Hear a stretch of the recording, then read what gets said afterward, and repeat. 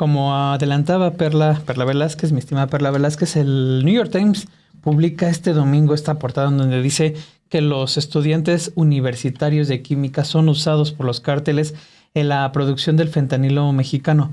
Llama la atención esta publicación porque se da precisamente un mes después de que exactamente un mes después de que se dé a conocer el desmantelamiento del mayor laboratorio de fabricación de fentanilo, no aquí en México, sino allá en Columbia Británica, en Canadá.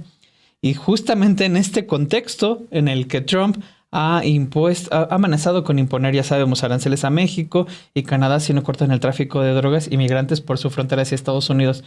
The New York Times publica este texto, insisto, en ese contexto y sobre todo cuando se han ido desmantelando laboratorios a lo largo del tiempo, precisamente ahí en Canadá. El propio New York Times lo ha publicado. En este caso, da a conocer, omite precisamente toda esta información sobre los laboratorios hallados en Canadá y da a conocer en este reportaje cómo se da todo este contexto de que los cárteles de la droga reclutan estudiantes, van a las universidades, hablan con un chico al que le dicen, vemos que eres el mejor, ¿no te gustaría entrar en este negocio? Dice, en su objetivo de construir imperios de fentanilo, organizaciones criminales están recurriendo a un grupo de talentos inusual. No son sicarios ni policías corruptos, sino estudiantes de química en universidades. De acuerdo con el texto, el modus operandi es el siguiente. Un reclutador del cártel, en este caso dan el caso de uno que está disfrazado de conserje, se acerca a un estudiante de segundo año de química en un campus universitario, elogia sus habilidades y le ofrece un puesto en el cártel. Estas organizaciones criminales ahora tienen el objetivo de sintetizar compuestos químicos, los llamados precursores, que son esenciales para fabricar el fentanilo e evitar así importarlos de China. El Times cita a un estudiante de química que ha estado cocinando fentanilo durante 6 meses y quien afirma nos hará los reyes de México. Esto se me hace muy conocido. Además, entrevistó a 7 cocineros de fentanilo. 3 de ellos son estudiantes de química y 2 operadores del cártel de Sinaloa, quienes confirmaron el reclutamiento de jóvenes con estos conocimientos avanzados en la materia, que realizan experimentos para mejorar la droga y crear estos precursores, además de supervisar la producción a gran escala. Perla. Así es, pues es con lo que el día de ayer amanece el de New York Times, esta manera en que dice ahora los cárteles de la droga están buscando a estudiantes de química para ser más eficaz, para que también se distribuya a grandes masas una mejor droga, un mejor fentanilo, para que también los tenga, dice, pues para que pidan y pidan y pidan más. Pero curiosamente, en estos días les compartía acá en la producción de Café y Noticias, siempre estamos platicando que andamos viendo, y les decía que regresé a ver Breaking Bad. Y curiosamente, cuando ayer empieza toda esta información a circular, recordaba como todos esos capítulos en que estoy revisando otra vez y viendo, pues cómo se genera toda esta idea de, bueno, hay gente que necesita droga, hay gente que la quiere, que la está consumiendo, pues entonces nosotros vamos a darles lo mejor químicamente hablando, y es básicamente este reportaje que el día de ayer publica The New York Times. Sí, traer a los estudiantes, decirles, a ver, bueno, ya no queremos utilizar los precursores de China, ¿ustedes qué opciones me dan? Bueno, los cárteles de la droga buscan a estos estudiantes y les dicen, nosotros vamos a hacer historia, y les venden quizás esta idea de Breaking Bad de acuerdo con la historia que está planteando en esta ocasión el New York Times, y por eso es que México aparece en las portadas de este periódico estadounidense, que también sabemos la manera en cómo la información la han tratado, y siempre tratando de decir que el expresidente Andrés Manuel López Obrador y Morena está vinculado con el crimen organizado y estas células criminales. Entonces, pues sí, exaltando esta posible relación que puede llegar a haber y cómo se ha permitido y cómo ahora busca nuevas prácticas para dar un producto de mejor calidad. Pero bueno, al final de cuentas también sabemos la participación que tienen en Estados Unidos para la creación de esta droga, y además también lo que se destaca es algo muy distinto a lo cual también acá reportamos, ¿no? Los laboratorios, por ejemplo, de fentanilo que se han encontrado, un laboratorio enorme, la fotografía también que comparten allá los medios de Canadá, pues es totalmente distinto a lo que se ha estado publicando acá en México y cómo le dan ahora en todos los periódicos también cabida a esta noticia. Así es, Perla. De hecho, como un pequeño adelanto de lo que más tarde podrá leer en sinembargo.mx, no solo son estos laboratorios, grandes laboratorios que se encuentran, tienen y obedecen precisamente esta lógica de mercado de que pues, cada vez los van produciendo en Canadá para su mercado interno. De hecho, así como lo plantea Perla, lo que se han encontrado básicamente en Canadá es que los cárteles producen sus propios precursores químicos para elaborarlo dentro con puro producto nacional y no incurrir básicamente en traer productos chinos. Esto lo publicó en agosto de este año CBC News, que es uno de los canales de mayor trascendencia de los medios, de mayor trascendencia de allá de Canadá, en el que precisamente dan a conocer cómo se han enfocado estas organizaciones a una producción para obedecer a un mercado interno, pero también empiezan a exportarlo y dan cuenta de que ya no necesitan traer del todo estos precursores desde Asia, sino que ellos mismos los van fabricando. Y en correspondencia a lo que mencionas precisamente de esto que publica The New York Times y la similitud con The Breaking Bad, hay que recordar que esto realmente ocurrió en Nuevo México. Fue un profesor, ex profesor de allá en Estados Unidos, que era John Ghost, de 56 años, a quien le hacen un decomiso y ven en su carro que traía todos estos instrumentos que se emplean para producir y sintetizar este tipo de droga. Van a su casa, encuentran más elementos, incluso encuentran metanfetamina, que de acuerdo con esta nota que estoy viendo de BBC, que estaba valuada en $45,000, que es lo que tenía él ahí dentro de su casa. Es decir, sí había este ejemplo de contratar a expertos y demás para producir droga. De hecho, el caso de esta famosa serie que muchos hemos visto está basada en hechos reales. Uh-huh. Y para cerrar este comentario, en Canadá, precisamente dando cuenta de cómo se dan estos laboratorios que sintetizan y que producen sus propios precursores, entrevistaba este medio canadiense a un policía, un agente ahí de investigación, y decía, esto es cosa en serio, no se trata de estudiantes de química jugando a ser narcos. Es una cita más o menos parafraseada, pero para que veamos, mientras acá quieren señalar y decir hasta reclutan a jóvenes, allá en Canadá hablan de cosas serias y ya incluso de hablar para una demanda local cubierta y lo que queda y mandarlo a otros lados. Uh-huh. Sí, pues es que es muy también importante recordar todo lo que pasa en Estados Unidos y cómo surgen estas series, y además también la forma en que le dan el tratamiento a la información medios como The New York Times. Por eso que esta mañana le preguntan a la presidenta Claudia Sheinbaum sobre este reportaje e investigación que publica el periódico estadounidense, y Sheinbaum Pardo dijo que no tienen esa información y recordó que es importante entender que la crisis de opioides en Estados Unidos nace realmente con la industria farmacéutica. Vamos a escuchar parte de sus comentarios y regresamos con más datos. En la crisis del fentanilo, esto es muy interesante, y le pedí ahora a Paulina que hiciéramos una serie informativa con lo que tenemos de las secciones en la mañanera. La crisis de los opioides, del consumo de opioides en Estados Unidos es producto de las farmacéuticas.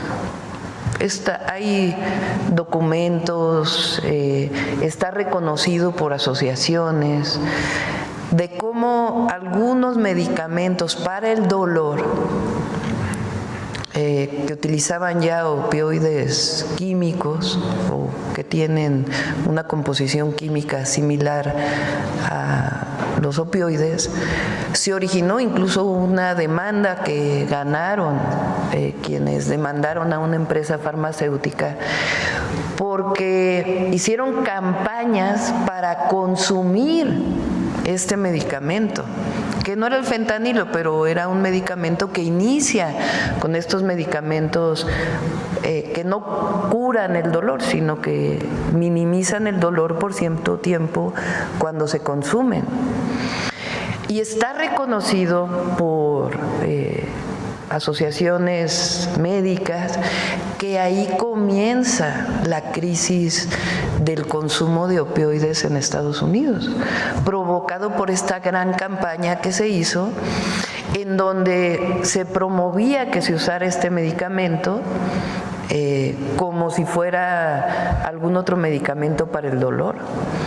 Y de ahí comienza a desarrollarse este consumo que termina con esta crisis terrible de consumo de fentanilo, que es 100 veces más adictiva y potente que la heroína, el fentanilo, y que, aprovechando que estamos diciendo esto, a las y a los jóvenes que no se acerquen a las drogas, y menos a estas drogas sintéticas que tienen un poder de adicción enorme y que acaban en muerte. Muy difícilmente pueden escaparse después de iniciar el consumo de estas drogas. Vamos a renovar toda la campaña contra la adicción a las drogas y en particular al fentanilo, porque afortunadamente en México todavía no tenemos un problema de adicción a los opioides que lleva a muertes por sobredosis. Este es un problema que tiene Estados Unidos y que tiene Canadá, que fue parte de la llamada que tuvimos con el presidente Trump, que creo que publicó en sus redes sociales que va a iniciar en una campaña masiva para evitar el consumo de fentanilo. Entonces, a las y a los jóvenes que no se acerquen a esa droga, es símbolo de muerte, y a las familias que estemos muy cerca de nuestros hijos, de nuestras hijas, para evitar que se acerquen a cualquier droga, pero en particular a estas drogas químicas. Entonces ahí empieza realmente el consumo de estos opioides, que ha terminado por 100,000 muertes anuales en Estados Unidos. Entonces, esto que sale en el New York Times de que son jóvenes mexicanos, estudiantes de química, que están desarrollando las drogas, no necesariamente, no empezó en otro lado. Y que yo sepa, que haya visto, lo único que he visto es una serie de televisión de Estados Unidos, que de alguna manera muestra como un profesor de química, y además, como si eso fuera bueno, se involucra en la producción de droga y en la venta. Pues bien, ahí lo tiene. Y como recordará, aquí precisamente en Sin embargo publicamos la semana pasada precisamente cómo la crisis de la sobredosis por opioides comenzó con las farmacéuticas, específicamente con una está Purdue Pharma de la familia Sackler, que mediante una campaña intensa publicitaria vendió este fármaco como la panacea de los analgésicos. Se trata del Oxycontin, que aunque se promocionó como una droga que no era adictiva, es decir, como un analgésico que no causaba una adicción importante, en realidad lo que causó fueron de efectos de euforia similares a los de la heroína, y por lo mismo se volvió la puerta de entrada al consumo de opiáceos como el fentanilo. El 18 de marzo de 2019, 8 miembros de esta familia fueron demandados en un tribunal federal de Nueva York por más de 500 ciudades, condados y comunidades tribales de Estados Unidos por violar la ley intencionadamente para enriquecerse con millones de dólares mientras cientos de miles de personas morían. Ese mismo 2019 la farmacéutica se declaró en quiebra, tanto fue lo que le están pidiendo, y buscó llegar a un acuerdo para permitir a Purdue reestructurarse y así proteger a los Sackler. No obstante, en junio de 2024, es decir, hace poco, el Tribunal Supremo de Estados Unidos declaró la nulidad del acuerdo multimillonario, lo cual por una parte, impidió que ellos que se protegieran, es decir, que quedaran blindados, pero al mismo tiempo dejó a las víctimas y los estados sin las indemnizaciones esperadas. Lo cierto es que esta historia es del auge y caída de este negocio farmacéutico, explica parte de la pandemia de los opioides en Estados Unidos, que se cobró diariamente la muerte de 115 estadounidenses entre 1999 y 2016. En 2006, por ejemplo, la contribución de ganancias de OxyContin fue de 4.700 millones de dólares, según un documento leído en una de las denuncias contra esta familia. Y de 2007 a 2018, la familia, de hecho, recibió más de 4.000 millones de dólares en pagos hacia su farmacéutica, según otra demanda está en Massachusetts. Pues ahí lo tiene, sí, lo han comentado mucho a lo largo de la semana y cada vez que sale este tema, que hay una serie, un documental en Netflix que da cuenta de esto. Creo que sí, la otra estábamos tratando de verlos, pero ya se nos olvidó ahí el nombre. Sí, lo pueden buscar ustedes. Ahí es información que está demasiado documentada, no es un secreto, es...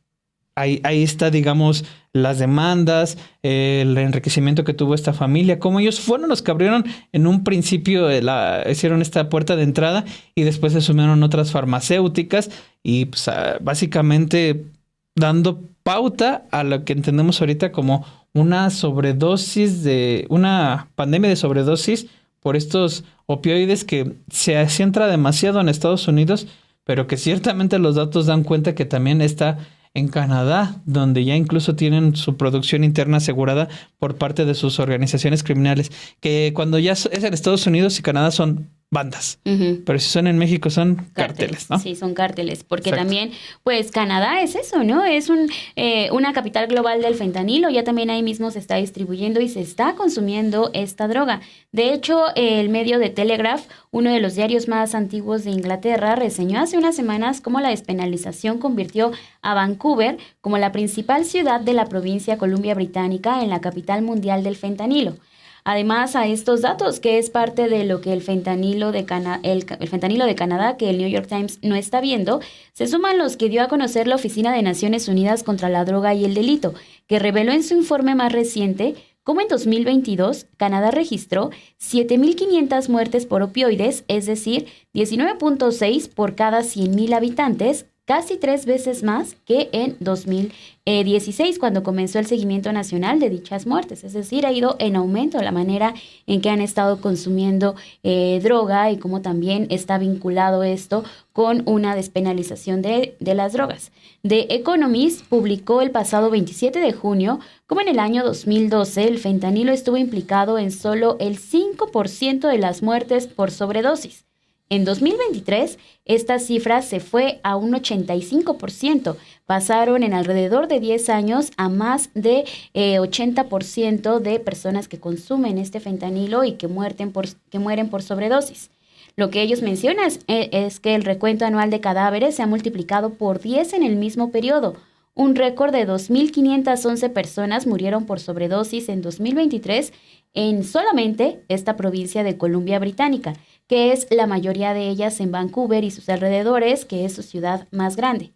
Frente a esta situación, también lo que ha hecho Columbia Británica es convertirse en la primera provincia de Canadá en despenalizar el uso de drogas duras como parte de sus esfuerzos para abordar una crisis mortal de opioides. Y lo platicábamos Obed y yo la semana pasada, cómo pasan de una crisis de drogas ahora a una crisis también de salud, que es lo que está vinculado en torno a esta despenalización de las drogas duras, como se les conoce también a los opioides. No obstante, ante las críticas del programa en mayo pasado, se aprobó ahora una solicitud presentada por el gobierno de la provincia de Columbia Británica para que se vuelva a criminalizar el uso de drogas ilícitas en espacios públicos. Así es, solo para la precisión, ahorita nos lo hacen en los comentarios, Erika, ahí está Laura. Dopsic se llama una serie y la otra se llama Painkiller, ahí las pueden buscar. Painkiller me parece que está en Netflix. Dopsic no tengo ubicado porque creo que la hicieron para Hulu. Entonces será cuestión de que ustedes ahí la busquen, si les llama la atención conocer más del tema. Primero pueden leer nuestra nota, sin embargo, y también pueden después ir a ver estas miniseries que están en los servicios de streaming. Disney, está en Disney. En Disney. Ahí está, ahí lo tienen.